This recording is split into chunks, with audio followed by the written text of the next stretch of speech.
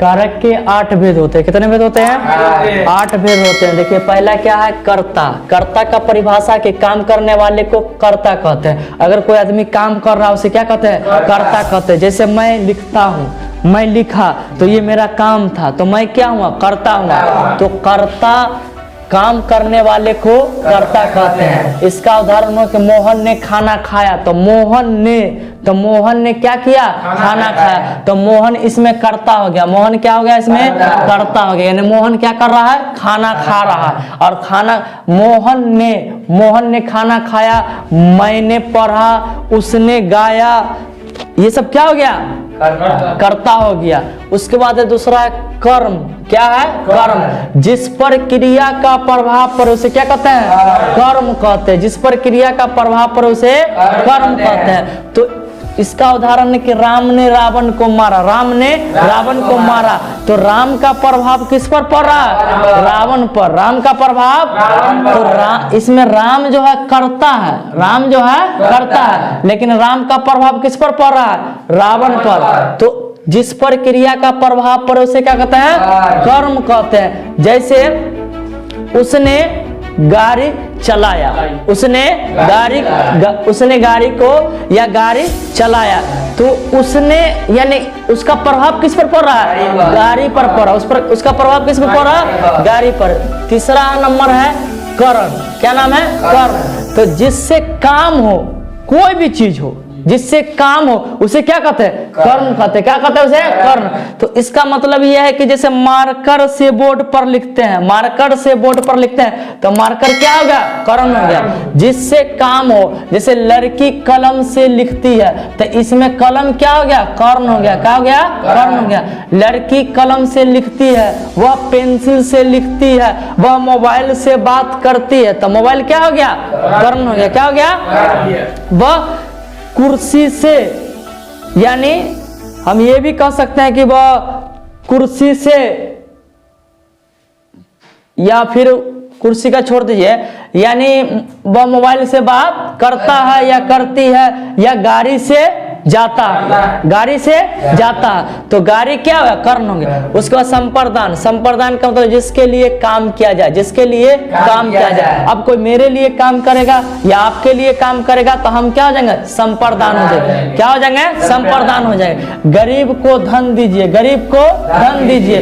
दूसरा कि शिष्य ने अपने गुरु के लिए, देखिए जिसके लिए, तो शिष्य ने गुरु के लिए, किसके लिए? गुरु के लिए। तो यही संप्रदान है। यही क्या है? संप्रदान है। तो सब कुछ किया, सब कुछ किया।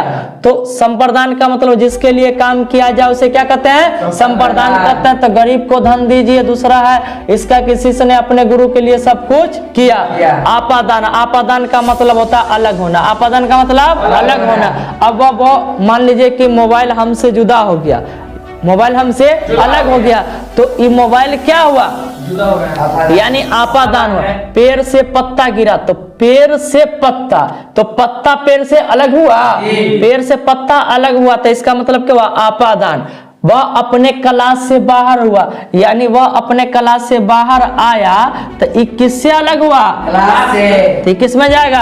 आपादान। संबंध का मतलब जिससे किसी वस्तु का संबंध हो, जिससे किसी वस्तु का संबंध उसे क्या कहते हैं? संबंध। जैसे मान लीजिए कि ये मेरा बोर्ड है ना, तो ये मेरा बोर्ड है, तो ये मेरा संबंध है, ये संबंध है ना, तब ना हम इसको कहेंगे मेरा।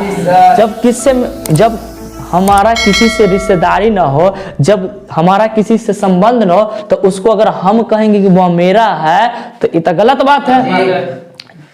तो इसका मतलब होता है कि संबंध, जिससे किसी वस्तु का संबंध, उसे क्या कहते हैं? संबंध। उसे संबंध कारक कहते हैं। तो उसका घर है, यानी घर उसका है, तब ना उसका संबंध है। अपना गाड़ी है, अपना गाड़ी, तो गाड़ी अपना है, तो यानी गाड़ी का मेरा से, हमसे संबंध है। दूसरा है अधिकरण। अधिकरण का मतलब अधिकार। अधिकरण का मतलब अधिकार। अब बताइए कि मान लीजिए कि कुर्सी पर आदमी बैठा है, कुर्सी पर आदमी बैठा है, तो आदमी का अधिकार किस पर है? कुर्सी पर। आदमी का अधिकार कुर्सी पर है। टेबल पर बच्चे बैठे हैं, तो बच्चे का अधिकार टेबल पर। टेबल का अधिकार बच्चे पर। माने बच्चे का अधिकार टेबल पर, बच्चे का अधिकार टेबल पर। उसके बाद मान लीजिए कि जैसे गाड़ी पर सवारी है तो सवारी का अधिकार गाड़ी पर। तो अधिकार का मतलब होता है कि अधिकार का अधिकरण, अधिकरण का मतलब अधिकार का मतलब लड़की घोड़े पर बैठी तो लड़की का अधिकार किस पर है? लड़की का अधिकार टेबल पर किताब है तो टेबल पर किताब है तो किताब का अधिकार किस पर है? टेबल पर। यानी टेबल पर तो किताब का अधिकार किस पर है? टेबल पर, टेबल पर। तो उसके बाद है संबोधन, संबोधन पुकारना या बुलाना। संबोधन का मतलब होता है पुकारना या बुलाना। जब हम किसी को बुलाते हैं तो कैसे बुलाते हैं? अहो, ए जी, अरे, अहो, ये नहीं कहते हैं। तो इसका मतलब अरे भाई जल्दी आओ, अरे भाई जल्दी आओ। अब बहुत लोग कहते हैं जी सुनते हैं, अजी सुनते हैं, अहो कहाँ जाते हैं, अरे क्या कर रहे हैं। इसी का मतलब क्या है? पुकारना, संबोधन करना। क्या मतलब है? संबोधन। एक बार हम रिपीट कर लेते हैं, ठीक है? फिर से कर्ता, कर्ता किसको कहते हैं? काम करने वाले को कर्ता कहते हैं, काम करने वाले को कर्ता कहते हैं। जैसे मोहन ने खाना खाया, कर्म, जिस पर क्रिया का प्रभाव उसे क्या कहते हैं? कर्म कहते हैं। राम ने रावण को मारा, करण, जिससे काम हो, जिससे काम हो, जिससे बोलो जल्दी बोलो, जिससे काम हो। लड़की कलम से लिखती है तो कलम से, तो काम किससे हो रहा? कलम से। संप्रदान, संप्रदान का मतलब जिसके लिए काम किया जाए, जिसके लिए काम किया जाए, जिसके लिए काम किया जाए उसे क्या कहते हैं? संप्रदान कहते हैं। गरीब को धन दीजिए, शिष्य ने अपने गुरु के लिए सब कुछ किया, शिष्य ने अपने गुरु के लिए सब कुछ किया, शिष्य ने अपने गुरु के लिए सब कुछ किया। उसके बाद क्या? आपादान, आपादान का मतलब अलग होना, आपादान का मतलब अलग होना। पेड़ से पत्ता गिरा, पेड़ से पत्ता गिरा, अपने कला से बाहर गए तो मतलब पेड़ से पत्ता गिरा था, पेड़ से पत्ता, पत्ता किससे अलग हुआ? पेड़ से। कला से बाहर गया तो वो किससे अलग हुआ? कला से। संबंध, जिसका, जिससे किसी वस्तु का संबंध हो, जिससे किसी वस्तु का संबंध, उसे क्या कहते हैं? उसका घर है तो घर का उससे संबंध है। वह अपना गाड़ी था, अपना किससे संबंध है? गाड़ी से। अधिकरण का मतलब अधिकार होना, अधिकरण का मतलब अधिकार होना। लड़की घोड़े पर बैठी है तो लड़की का अधिकार घोड़े पर। टेबल पर किताब है, किताब का अधिकार टेबल पर। संबोधन, संबोधन का मतलब पुकारना या बुलाना, संबोधन का मतलब पुकारना या बुलाना। अरे भाई जल्दी आओ, क्या कर रहा है? पुकार रहा है। क्या कर रहा है? पुकार रहा है। अजी सुनते हो, अजी सुनते हो। वो क्या कर रही है? अजी सुनते हो। यही आज का क्या था? कारक। कारक के 8 वेद हम पढ़ा दिए। अगर ये वीडियो आपको थोड़ा सा भी अच्छी लगी हो तो हमारे चैनल को सब्सक्राइब करें, लाइक करें, कमेंट करें। Thank you very much.